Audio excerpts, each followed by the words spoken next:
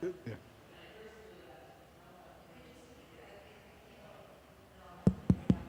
Yeah. Our speaker tonight is Norm Smith, and someone I've known for a long time. I've been involved in the pro-life movement in Vermont since 1983, and I began to know of Norm Smith and then get to know him starting in the mid-90s or early 90s when he represented a disabled man who was unable to speak for himself, but the powers that be wanted to believe that he didn't want to live anymore and wanted to starve and dehydrate him to death. But Norm battled fiercely and devotedly to represent the value of that man's life, whether he could speak or talk or relate with other people or not. So a courageous man who has stood for life for a long time. And we're really grateful to have him here. I'm going to let him tell you his background because I don't know it. But I know that I love this man and he's a good person and we're going to learn a lot tonight. So we'll let him speak and then I hope we'll have a really good conversation. We want your thoughts and his responses. We'll learn a lot. Help me welcome Norm.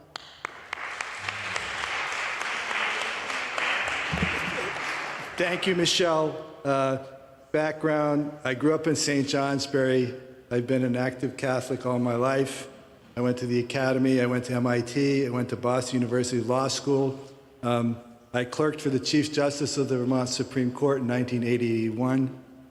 And I got involved in the pro-life movement partly through a very controversial minister named Mike McHugh, who got me involved in Operation Rescue. And that was quite an experience. And it's sort of been going on ever since. So that's a little bit of my background. I entitled this talk, Article 22, What Does It Mean, and Do We Really Need It? But before I begin, and Kelly, I guess I'll ask you to pass things out, I want to share with you the actual language that will appear on the ballot. And I put it together on this sheet, and there's a copy of portions of the Act 47 that many of you have heard so much about is also on this sheet. So I thought it would be helpful for you to see what these things actually say. So the question on the ballot this fall will be to see if the voters will amend the Vermont Constitution by adding Article 22 to read, Article 22, Personal Reproductive Liberty, that an individual's right to personal reproductive autonomy is central to the liberty and dignity to determine one's life course and shall not be denied or infringed unless justified by a compelling state interest achieved by the least restrictive means. Much of the discussion you've heard about this proposal is referred to as Proposition 5 or Prop 5. We won't be voting on Prop 5. It's Article 22, an amendment to the Constitution. So I just want to make that clear because it can get kind of confusing. Proposition 25 was adopted by the legislature to propose this proposed amendment to the Constitution. So what does this proposed amendment mean? What does an individual's right to personal reproductive autonomy mean? The answer is we don't know.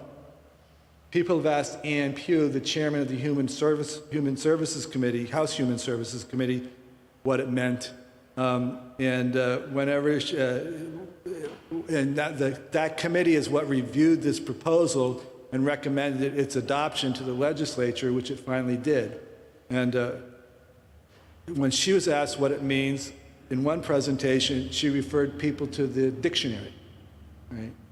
In another instance, she just couldn't answer. During town meeting, I'd get up and ask my two representatives, House representatives, I read it to the body at the town meeting, and then I looked at them and I said, can you tell me what this means? And they just kind of babbled. I mean, they talked about expressing Vermont's philosophy and approach to reproductive rights, these kind of vague, ideas that Vermonters all support. But they couldn't really give a straight answer. The language is so vague, it could cover all kinds of situations. If it was intended to protect abortion, which its proponents claim, it should have said so, but it doesn't say anything about abortions, it doesn't say anything about women, It doesn't say anything related to those issues. It talks about personal reproductive autonomy. But it does seem that the sponsors intentionally left it vague so that the Vermont Supreme Court would have great flexibility in determining whether a law was constitutional or not, leaving it up to the court, not the legislature, to, in essence, establish policy regarding abortion restrictions and other unrelated, unknown matters. We just don't know what this could apply to. In a Zoom presentation with Outright Vermont, the public affairs organizer for Planned Parenthood said, "I think it will open a whole range of different questions for future lawmakers, like what does protecting reproductive autonomy mean? And it'll be really fascinating conversation for years to come." So the proponents don't know what it means, and it's going to be really fun trying to figure out in the future what this means. Now, it goes on to state that one's personal reproductive autonomy cannot be infringed unless justified by a compelling state interest. What does that mean? The test refers to a method of determining the constitutional validity of a law. Under the test, the government interest is balanced against the individual's constitutional right to be free of the law. And a law will be upheld only if the government interest is strong enough to overcome these individual rights, these rights to do. I don't have any good examples to give here right tonight, but it's a very high bar to get around for a statute to be held constitutional. A court reviews the statute by balancing the state's interest in imposing the restriction against the individual's right to undertake actions free of the restriction. It's a very difficult standard to overcome. And so any law that the legislature adopts in the future relating to personal reproductive autonomy is likely to be declared unconstitutional. And even if the court finds a compelling state interest, the law must reach its goal by using the least restrictive means. In this test, the court will review the ways in which the law will be implemented and enforced. First, the restriction must be substantially related to the goals of the law. If the goals can be achieved through a less restrictive manner, the court will likely declare the statute unconstitutional. And again, this can be a very difficult standard to meet, even if the court concludes that the statute has a compelling state interest. So we see that this proposed amendment has several difficulties. The concept of personal reproductive autonomy is so vague that we do not really know what it will be protecting. Would a right to reproductive autonomy allow parents to genetically manipulate their offspring to create designer babies? Or allow parents to abort babies because genetic testing detects possible future traits that the parents don't want? And one example is given as sexual orientation. Would it allow a human cloning for reproductive purposes? Will the proposed amendment open the door to a modern day form of eugenics? Another thought I've had is fetal organs. Some scientists want to use fetal organs to do experiments. I mean, it sounds bizarre, but maybe women would be paid to get impregnated and have a baby, but then get it aborted so that different organs could be supplied for this research. I'm not sure that the federal government's ban on using fetal or embryonic cells would be applied if it was being done through private investment. From a social policy standpoint, would a minor girl's right to personal reproductive autonomy be infringed if she were prohibited from having sexual relations with her chosen partner who is an adult? We don't know. Conversely, could her partner be prohibited from having sexual relations with her even though she is a minor? I mean, these are all they seem like out there thoughts, but we don't know how a court would rule on them. These are all areas where the legislature may wish to adopt rules and regulations setting forth standards which may need to be met, or even adopt prohibitions. But would the state have a compelling state interest to adopt these kinds of regulations? We don't know how the Vermont Supreme Court would rule. The court generally looks at these on a case-by-case basis. And then to the extent that the court ruled that the legislature did have a compelling state interest in adopting various restrictions or prohibitions, the state would still have to demonstrate that the goals were met by the least restrictive means. Again, this will be done on a case-by-case basis. So basically, by adopting this proposed amendment, voters will be giving the Vermont Supreme Court the power to make policy in these various areas. The legislature will have very little room regarding these issues.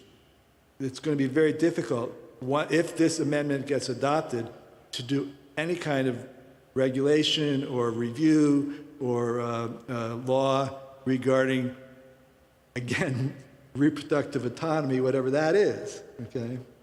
So the second half, and I guess we're moving along quickly, but the second half is, do we need this amendment? Now that the United States Supreme Court has overruled Roe v. Wade, there is much hand-wringing among the supporters of this amendment. The supporters claim the need to adopt the proposed amendment to protect abortion rights in Vermont. They're wrong. It's not necessary. Vermont already has a law that protects the right to abortion up to the point of birth. Act 47, adopted in 2019, provides basically unrestricted abortion. And I had printed out various portions of that statute that apply, but I mean, when you start looking at this, it becomes pretty shocking. The government shall not, in the regulation or provision of benefits, facilities, services, or information, deny or interfere with an individual's fundamental right to obtain an abortion. Now, they throw all these other things in, like contraception and other things, but it's abortion, okay?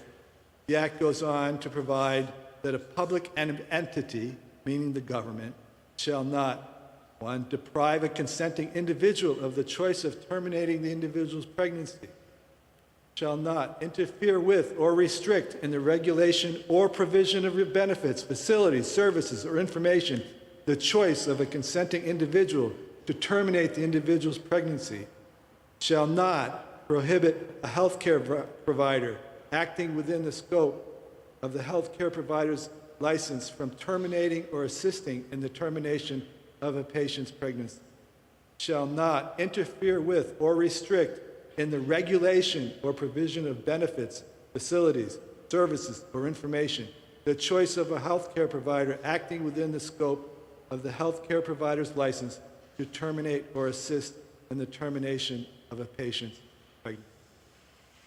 Pretty extreme stuff. Pretty extreme stuff. But that's our law now. Now, the proponents of the amendment say we need to adopt the amendment so that this law can't be changed, all right? But we don't know. I mean, there may be certain circumstances that come up where it would be appropriate to change this law, whether it's to just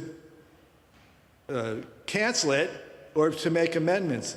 Because the way this is written, the state cannot regulate the provision of abortion services.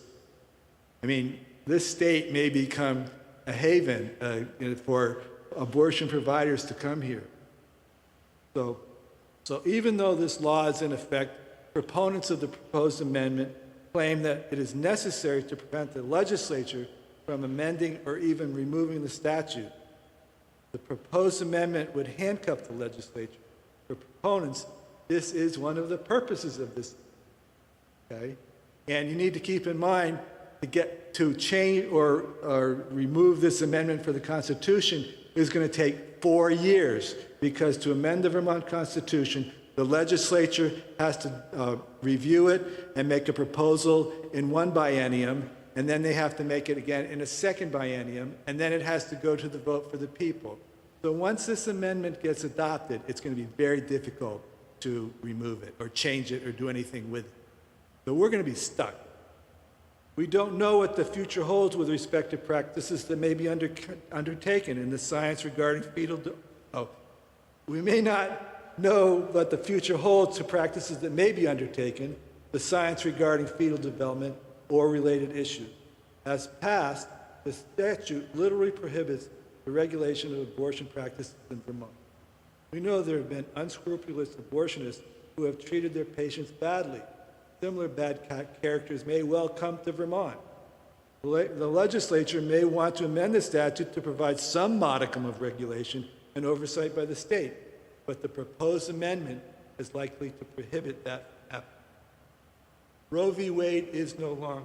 For Vermont, however, that makes no difference. Abortion will remain available through all 9 months of pregnancy under the current law. Vermont could well become a destination for women seeking abortion. So I urge, and I'm sure I have a sympathetic audience here, but I urge everyone to vote this fall for the against this proposed amendment. Obviously, the fight's not over, so where do we go from here? First, I'm sorry. First, plan to vote against the proposed amendment. Second, tell your friends and neighbors about this proposed amendment. I recently spoke with one of my doctors, a chiropractor, about the issue. She didn't know anything about it, which is pretty amazing, right? People need to be informed. Don't be afraid to talk with your neighbors about this. Don't be afraid that you may hurt their feelings or insult them or whatever. But we need to be kind and informing people about this amendment, this proposal, but try to inform them and explain to them the reasons why it is such a bad idea. And third, Vermonters for Good Government will be holding a kickoff rally at the State House in Montpelier on Saturday, July 23rd at 10 a.m. So I urge you to come to the rally to show your support. We need to show the state that there is a strong opposition to this proposal. Kelly passed out the language for both the proposed amendment as it's going to appear on the ballot.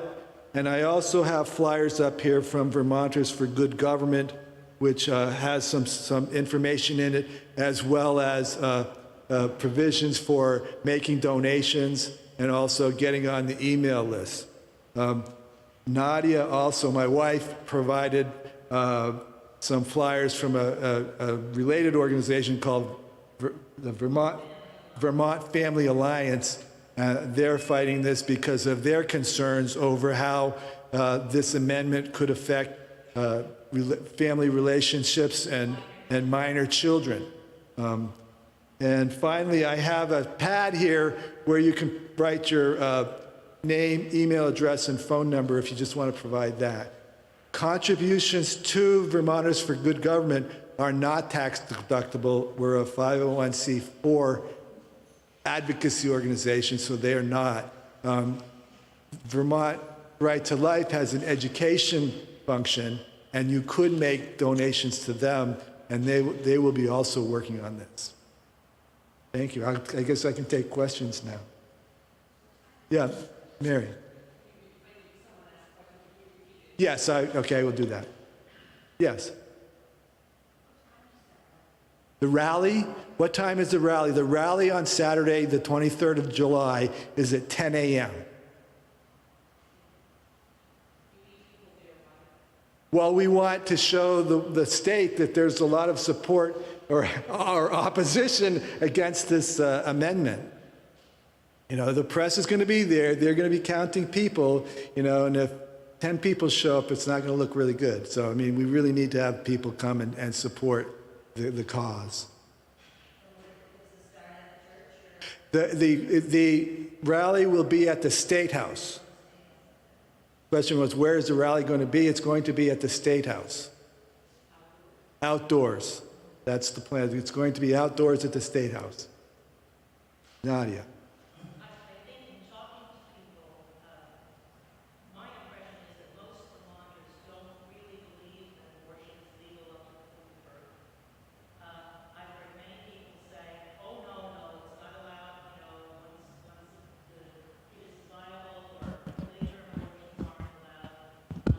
Just a sec.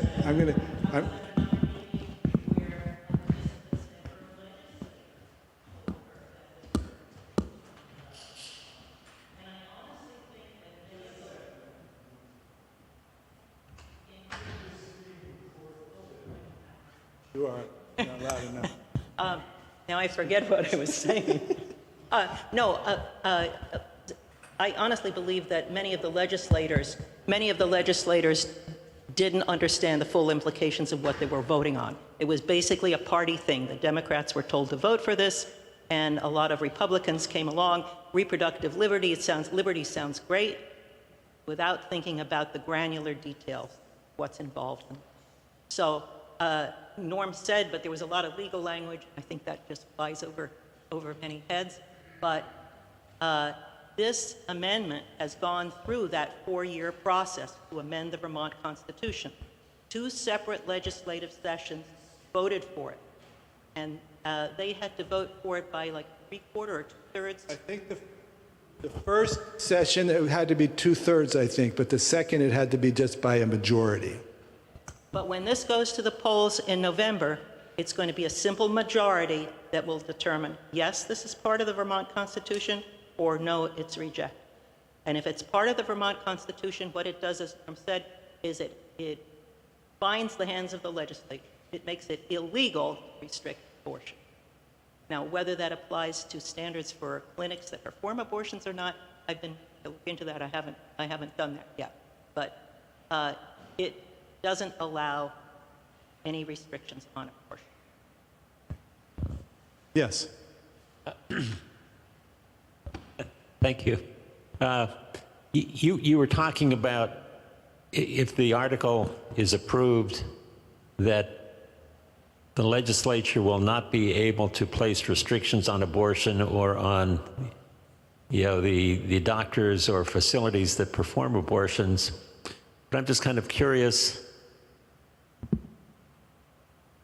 would the legislature be able to pass legislation defining in part what this personal reproductive autonomy means?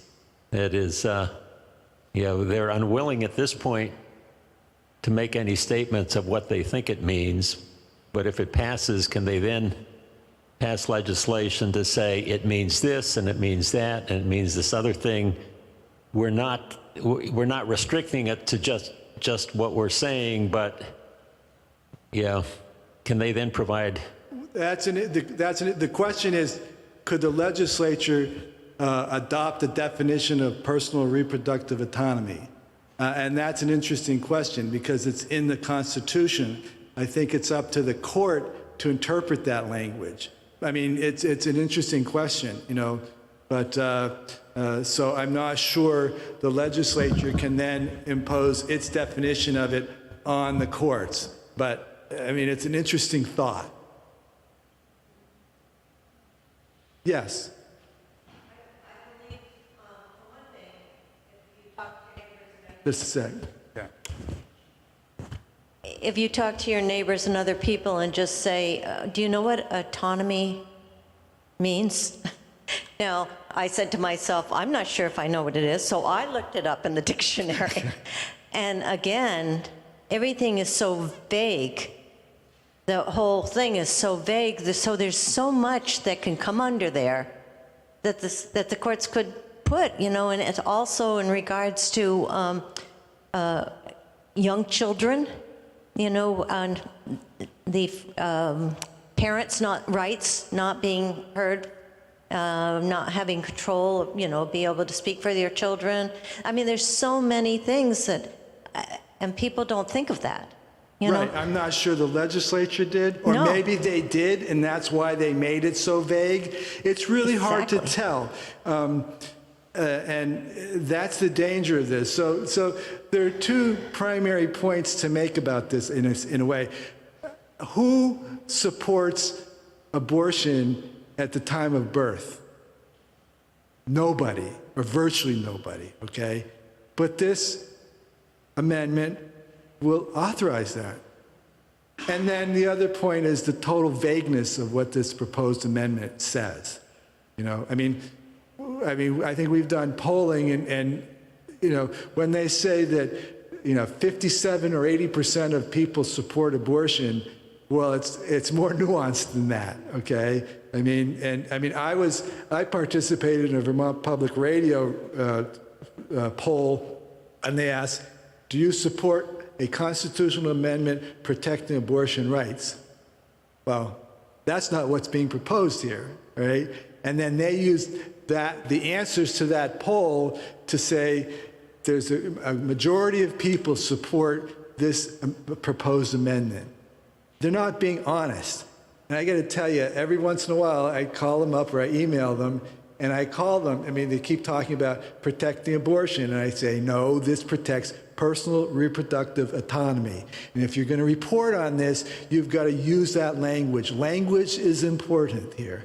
And, you know, I've emailed them 3 or 4 times over this issue. But, you know, they don't get it. I mean, so. Did you mention, or did you mention that even before this, abortions can be performed all the way up to birth? Now, before this is... Yeah, well, under the statute, that's correct as well, all right? But this would cement it into Vermont law. Right. It would just cement it in. It makes it virtually impossible to change that law and to impose restrictions because there's not a compelling state interest. Michelle.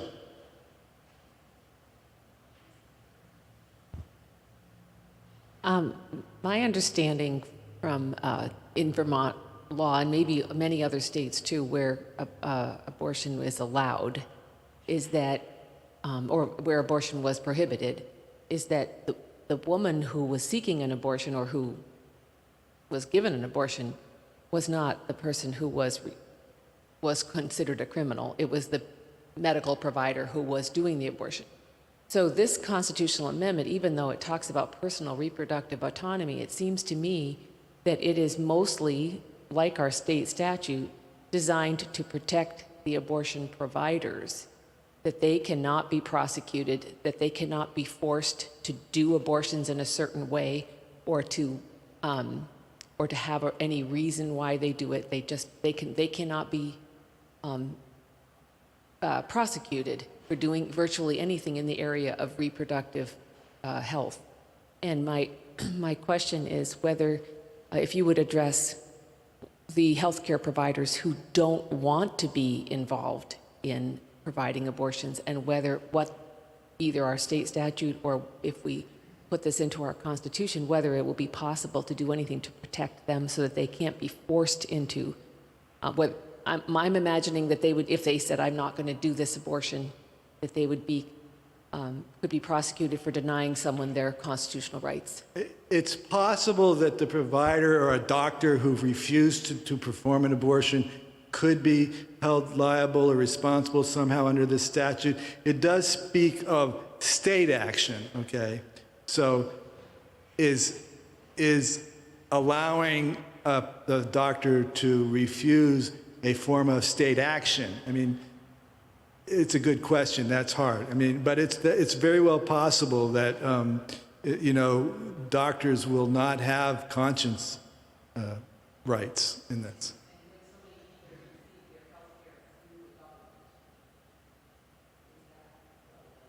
Okay, the question is, if people are receiving their health care through the government, you know, I suppose the government could, as the part of the, say, compensation of doctors, say that they have to be willing to do this. Again, these are all gray areas that just create more and more and more questions about what this is all about. Yes.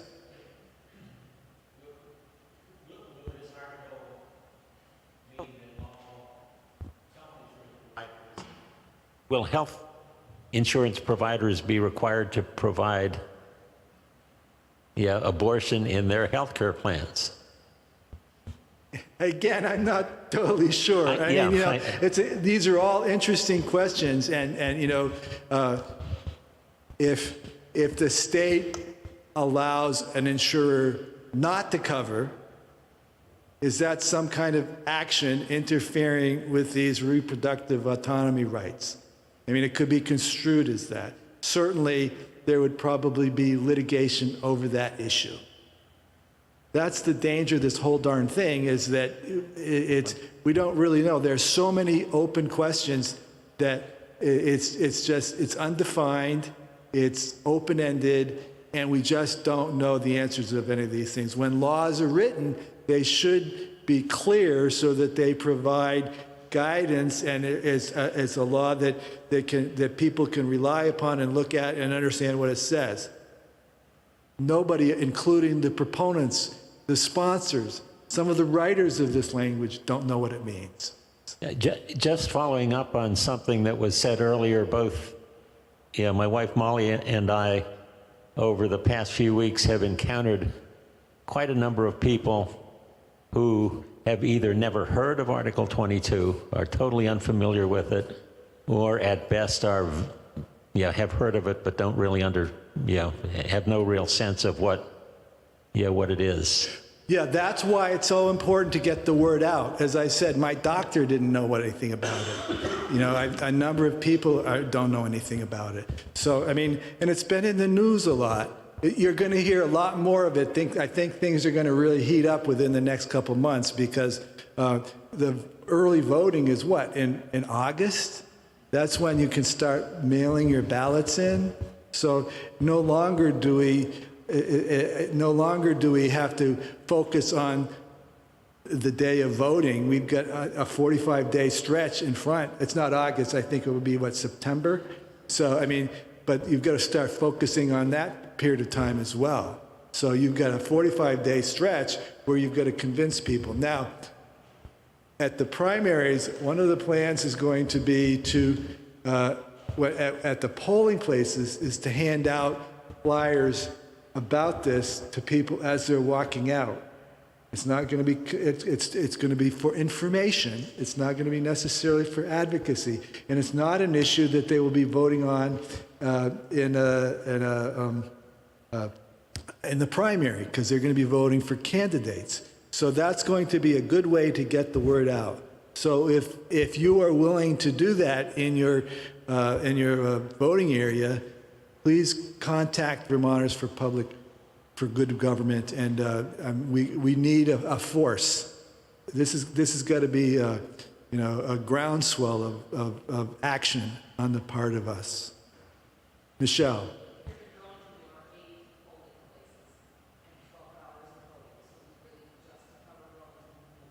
So the point is, in Burlington, there are 8 polling places, 12 hours a day. So you Burlington residents, we really need you to get involved and volunteer to help out. And all you're going to, this is on the actual day of voting, and you're not going to be having to talk to anybody. You're just going to stand there and hand out little pamphlets that say what this is all about. Yes. I actually have 2 questions. One is, what is meant by a compelling state interest? And the second question is, I've noticed in the news in the past few days, there's a lot of other states who have similar amendments or laws, whatever, using the same language. Is there kind of a national movement by any individual or organization to promote this? I don't know that there's, obviously Planned Parenthood is going to be behind a lot of this, all right? Compelling state interest is a word of art within the law, which basically says that you've got to have a really, really good reason for doing this. It's got to be so important that it's okay to infringe on rights. So that's basically a compelling state interest. How do you determine that? It's, the court determines it. There's no thing you can plug in and it spits out an answer. The court's going to look at it and weigh the balance, the interests, and come up with a conclusion. Yes.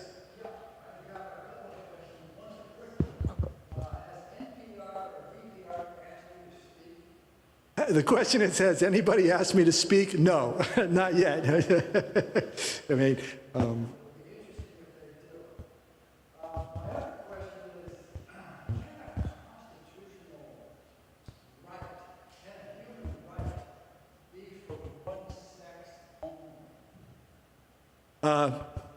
not supposed. The question is, can a constitutional right be for one sex only?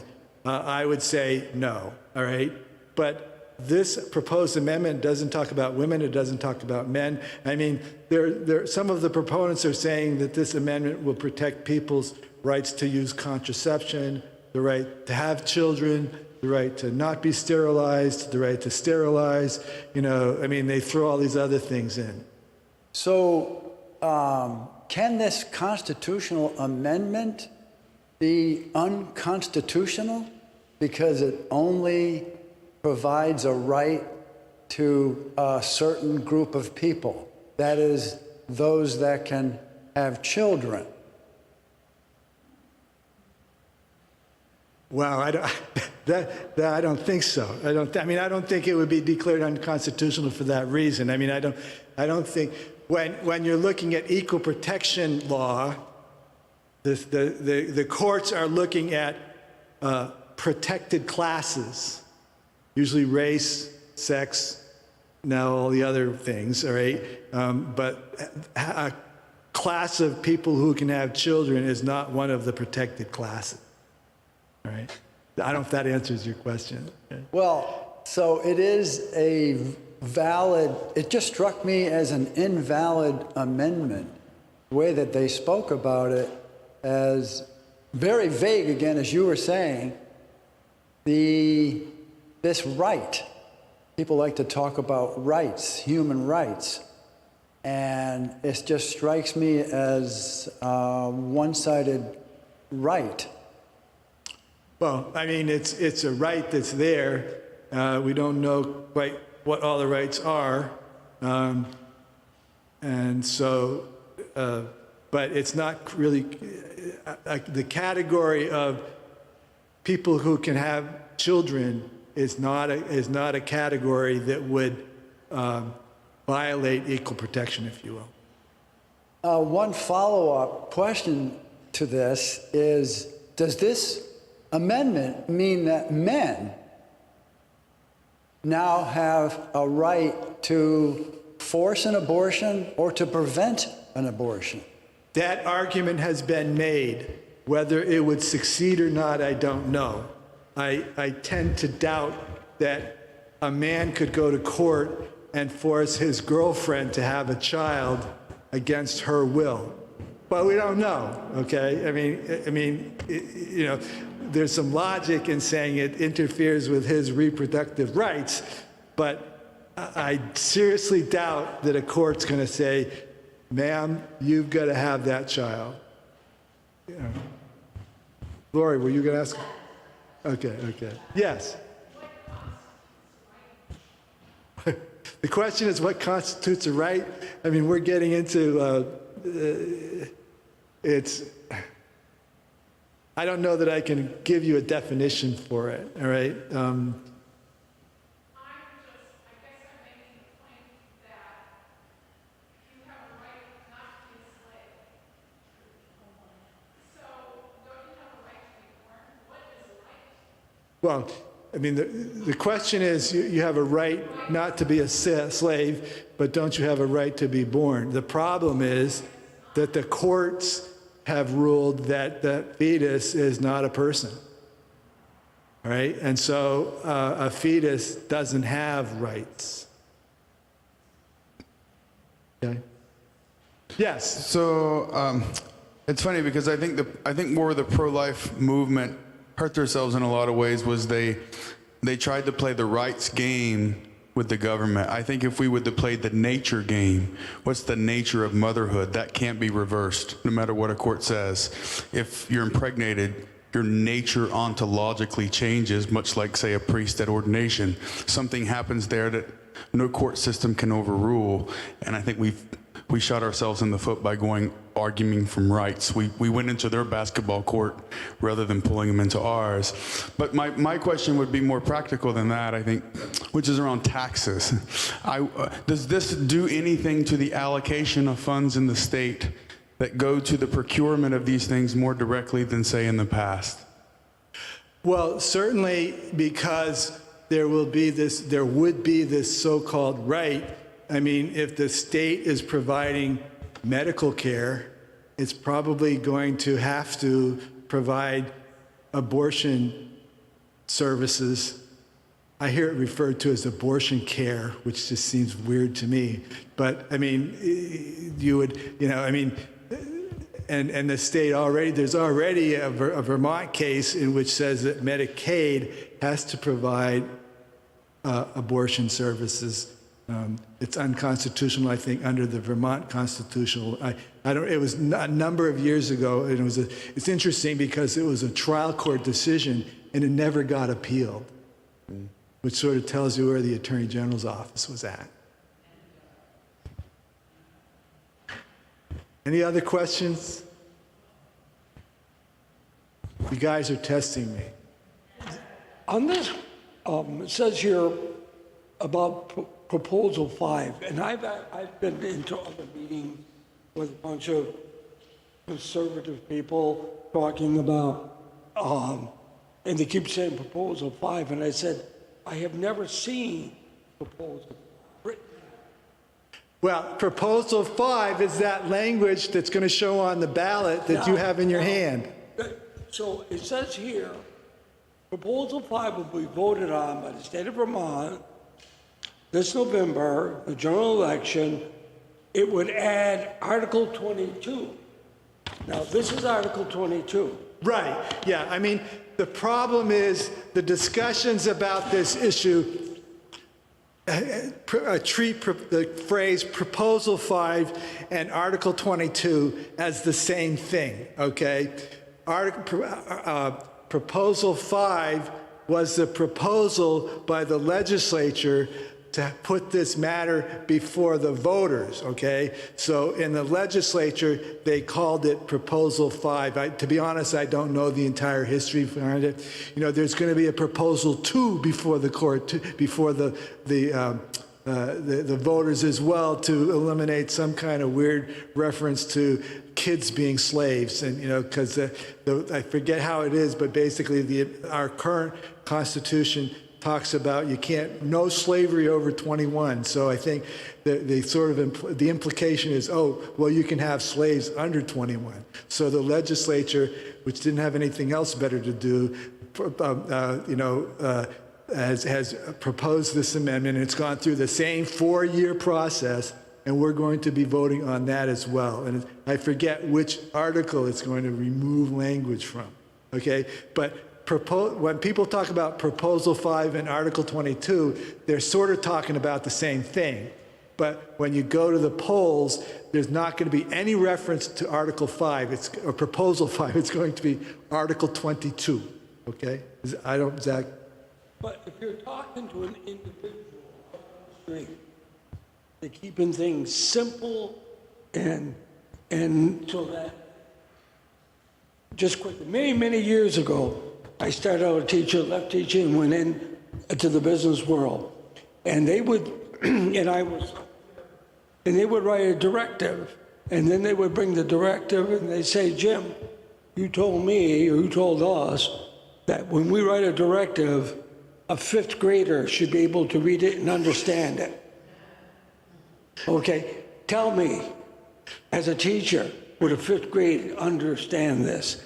And my point simply is, talking to people out on the street, ordinary people, like I said to people, I used to have meetings with CEOs, and I used to have meetings and discussions with people on the floor in a production area, in a distribution area. You're talking a whole different, and they have a whole different perception on what you're saying. And so how do we have Here's what I would simple recommend. piece of paper? Let's keep it simple, okay? We're going to be voting on a proposed amendment to the Vermont Constitution. The proposal is to add Article 22 to the Constitution. And the language of that is, if you want to quote it, you can. I would stop referring to Proposal 5, refer to Article 22, okay? Because that's what we're voting on. If they go to the polls and they start looking, where's this thing about Proposal 5? I don't see anything here. It may confuse. I mean, you make a very good point, right? And I think when I have a meeting next Tuesday, I'm on a phone conference with a bunch of people who are working on this. I'm going to urge that we start referring to this as Article 22 and not Proposal 5. Your point is very well taken. I just want to say, as a follow-up to that, is this is all planned to confuse you. It's all planned that they talk about abortion because they know Vermont already will vote for abortion. They've proven it. Our governor, Phil Scott, has proved it. And I just want to say that I think we should pivot anytime anybody wants to bring this up as abortion. I think we should pivot the conversation because they already think in the minds of abortion, this state already, to me, that's why I'm working so hard with you and Vermonters for Good Government, is to change that idea. Because, I mean, Governor, Welch, he's already said on most of his advertisement, the first thing he says is, I'm going to be with Planned Parenthood.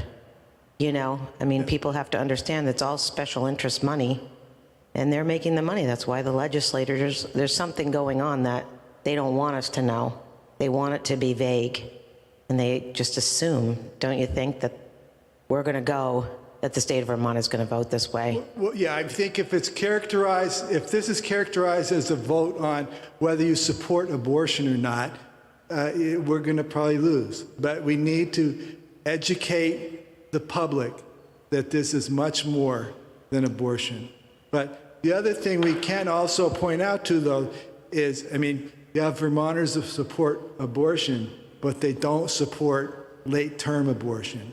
And this will enshrine late-term abortion in our Constitution. Mm-hmm. And if you mention that, that's going to get a lot of people voting against it as well. So, it's a two-pronged test. It's a two-pronged approach. We have to, first of all, educate people that there's going to be this vote on Article 22, not Prop 5, okay? And then we have to tell them it's not just abortion, it's personal reproductive autonomy. I keep hammering away at that, even though it's called the Personal Reproductive Liberty Amendment. And it's even confusing there. So, yeah. I mean, it's really important to use the proper language. It may not be quite at 5th grade level. Maybe it'll be 6th or 7th. But, I mean, we got to really work at this. Yeah. And it's going to take the people talking, yes. I think one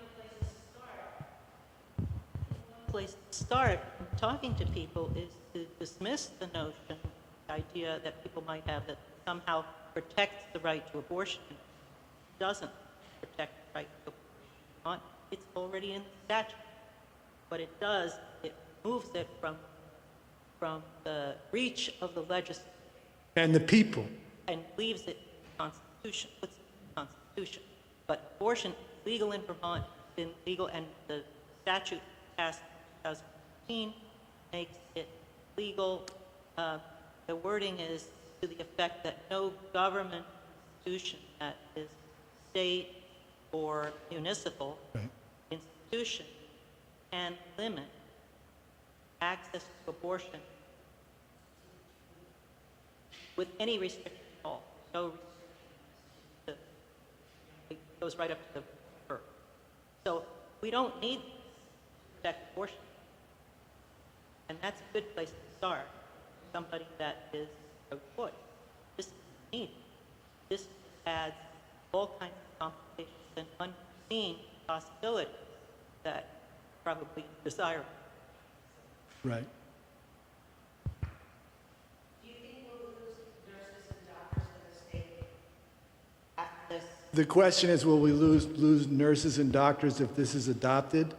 It's a good question. I mean, there may be some who are so offended at this support that they don't want to be here. I know I have a friend who says if this amendment is adopted, she's moving out of state. You know, I mean, that's extreme. But, you know, and it's interesting because I know of a very well-known feminist attorney who I won't identify, but I mean, she's, you know, a pretty strong feminist, and even she says this goes too far. Yeah, that gives hope.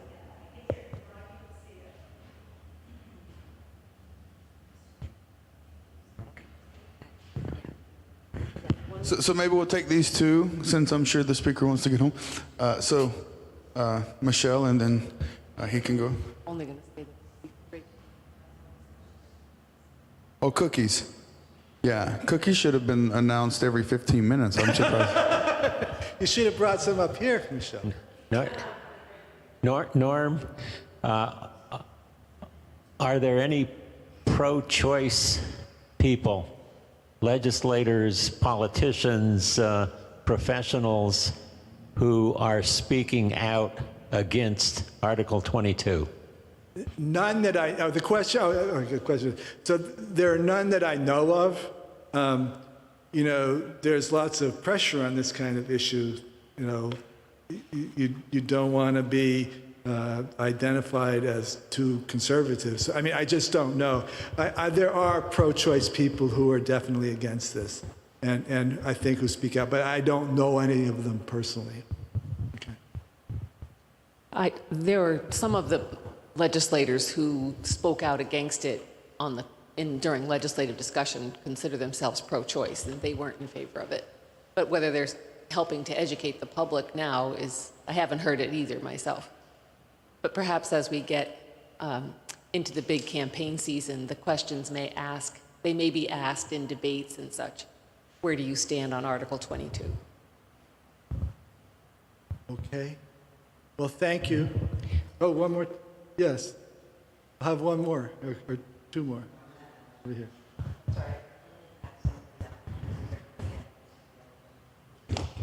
Okay, Norm, to get back to this gentleman's question, is it safe to say that Proposal 5 was what it was when it was in the legislature before they voted on it, and now it's Article 22 after they voted on it? Yes. Thank Call you. it Article 22. Skip Proposal 5, or Proposition 5. Okay? Yeah.